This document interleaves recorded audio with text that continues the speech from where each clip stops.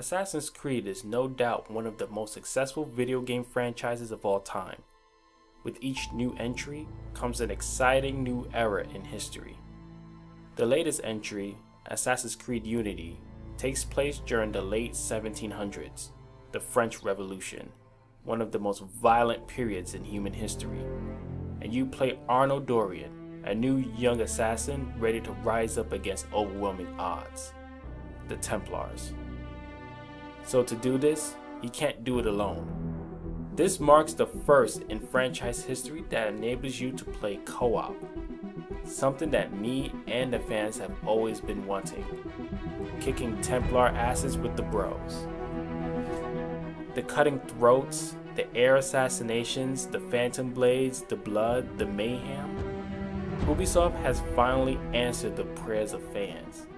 And with this being a true next-gen game, not like a cutover like Assassin's Creed 4, we can finally get to see Ubisoft work their magic with the latest tech and push it to its limits. This is all shaping up to be one of the best Assassin's Creeds yet. So with that being said, come with me and take a leap of faith, and let's review Assassin's Creed Unity for the PS4.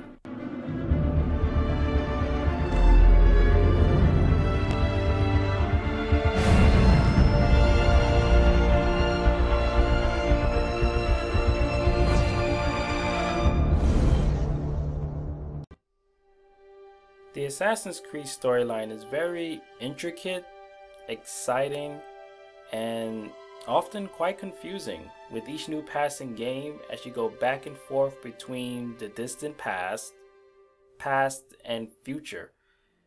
This all somehow works in a sci-fi mythological enriched environment. The actions of the past has more effect on the future the more we dig deeper into the Assassin's Creed universe. As we take our next step with Assassin's Creed Unity, we find ourselves in the midst of a violent and bloody war between the locals and the government, with Arnaud under the hood as the nation's savior. Arnaud's story begins as a young lad, being tortured after seeing his beloved father stripped from him by an unknown murderer. Arnaud believes that it is his fault he didn't stay behind as his father instructed him to do, and maybe that could have saved his life. And the reason why he wasn't able to stay behind was because of that girl, Alice de la Serre. Arnaud was so captivated by her, he couldn't help himself but to chase her through the palace. And by the time Arnaud got back, his father was dead. Alice's father basically takes Arnaud as his son, quote unquote, and 13 years later, Alice's father too bites the dust and is murdered. Arnaud is framed and thrown into jail. In order to set things right for himself and his girlfriend, he becomes an assassin. Throughout the story, Arnaud uncovers the disturbing truth about his father's death and realizes that his purpose is much greater than to be an assassin, but to bring the end of the revolution. Now, this all sounds perfect, but in the end, the story feels standalone and no way pushing the franchise forward. In the past games, there were a past story with an assassin and a future story with the protagonist like Desmond or that guy who's not named in Black Flag. The future story is a thing of the past with this entry.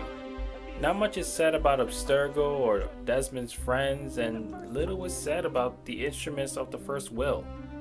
And this is maybe because it's not a numbered title, but that's just speculation on my part. But that's no excuse to produce such a lackluster story for an Assassin's Creed game. The Arnaud and Alice romance is supposed to be the heart of the story, but it doesn't beat it all. There were a couple of enjoyable characters in this title, but they didn't get much screen time. Like with Black Flag, they had way more interesting characters and dialogue. There were hardly any plot twists or shockers to even consider in this title. And I pretty much walked away from this game feeling nothing. I haven't learned anything from this title, which disappoints me. I'm not only looking for a good time, I'm actually looking for an experience when I play my games. No life lessons, no morals. If there was a message, then I didn't see it at all with Unity. The Assassin's Creed games are known for placing you in pivotal eras in human history that shape the future forever. One main key in making this believable is the way the environment is made. Ubisoft has always done a great job in recreating these cities we go back to, and the times in which they were in. Ubisoft loves to do their research with the environments, and the people and the times. The buildings are exact replicas of the buildings in France. The clothes the people wear are shown in this too. You do feel like that you live in this era by just looking around at the people and the architecture. Even though this game resolution is at 720p, which was very controversial by the way, Ubisoft seemed to pull it off, as they say it brings more of a cinematic feel to the game, which is what I believe they were aiming for too, and I will get to a reason why later in the review. The weather is spot on, as you can see the fog rolling through the streets of France. Also in the buildings, you can also see in some of the palaces, you can see the detail in the wall, and the marble with the gold in the design. It's very well done. The paintings on the walls look like a mirror image of the paintings back at the French Revolution. You can actually see that the detail and the way the color is, it's very mind-blowing. The character expressions in the cutscenes are pretty good as well. It's pretty good for a next-gen game, as you know that this is only a PlayStation 4 and Xbox One game, so there is no porting over from PS3. This is strictly a next-gen game, so you bound to see some pretty good graphics here. The transition between cutscene and gameplay is like almost seamless, as there are no load screens in between them. This is all the rage right now with the latest games. They seem to like doing the whole cutscene to gameplay transition. You see that in Metal Gear, and you see that in Batman Arkham Knight as well. So yeah, it's pretty good. It's pretty well done. Sometimes there are load screens, but you know, that's just how things are, I guess. There are some frame rate drops, I would say, however, and sometimes the locals sometimes pop up out of nowhere if you run around too much. Overall, Ubisoft does a pretty good job in recreating the environment in Assassin's Creed Unity. With the weather and the buildings and the paintings and all of the detail, it's pretty spot on, so they get a few kudos from me. The gameplay in Assassin's Creed Unity is pretty balanced, and not in a good way. The fighting is an absolute terror, and every time we would fight one person, another one would just come up in this place. And God forbid you fight over 5 people, you would need to use every trick and weapon in your arsenal to come out alive. The AI do tend to get a little rough with you, and it becomes overwhelming. And I shouldn't feel like that. I mean, come on, I'm a seasoned assassin. I should be able to kick at least a little bit of ass. The climbing mechanics has improved though, as you could descend from buildings just as easy as you go up, which was a pain in the ass in the past titles. Ubisoft has managed to put 100 characters on screen at once, which is a pretty impressive feat. You can walk through the city and see the amount of turmoil and chaos that takes place in the city, which is absolutely awesome for that time and era. Yeah, I know what you're thinking. I should probably help that guy out, huh? Maybe after the video. There are a ton of things to do, collect and see. Very typical for an Assassin's Creed game, but they don't get points with me for that. Now you can play co-op online, which is totally fun when it works. You can play heist and side story missions with your friends, and it causes for a lot of coordination, which really tests the skills as you and as an assassin. There are tons of glitches and bugs in the game overall, which make it unbearable to play. Ubisoft even apologized for this and offered free games and DLC. So if the maker of a game gave you free game and DLC, then that game that they just made was pretty much a failure. Overall, with all the glitches and the clunky mechanics and the bugs that goes on in Unity, it's hard for me to give Ubisoft some points for this. I believe they were just rushing to just get it on store shelves before Christmas, which was pretty crappy. In my opinion, the gameplay in Assassin's Creed Unity falls flat. Now, the scenery of Assassin's Creed Unity isn't enough to capture the essence of the French Revolution. You need the sounds and the music of it as well. The feeling of being in the French Revolution is transmitted through the music, and Unity tries to tackle it. Chris Tilton is the primary composer for Unity, as his choice of instruments vary in the tracks. Some tracks hit the sounds dead on by using violin and horns, but others sound too Hollywoodish. It made me feel like an action star in the 21st century and not really an assassin in the 18th. So this pulled me away from the moments in the game. Compared to previous titles, the use of instruments and vocals were used and it was rightfully fitting in that era. Let me give you an example. Let's stop the video for a sec.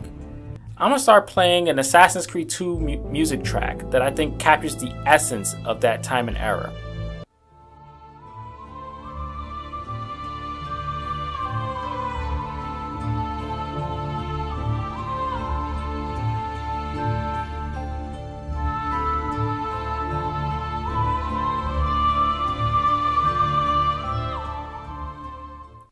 I love this soundtrack. Okay, now I'm gonna play an Assassin's Creed 3 track, and this, I believe, captures the essence of the American Revolution as well.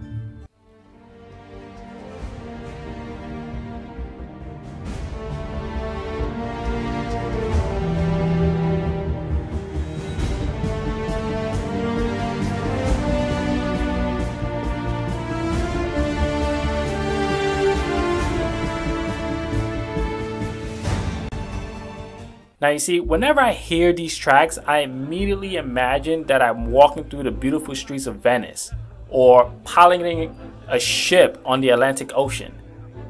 These are pivotal moments in the game that the music helps me remember, but Unity's soundtrack doesn't really do that for me. It's disconnected a bit. It doesn't catch me as I want it to, or as it should. I feel the soundtrack was trying a bit too hard and tried to compete with the blockbuster movies or something. And honestly, it didn't even need to try that hard. I mean, simple tones and perhaps maybe some more orchestrated music would have done the trick.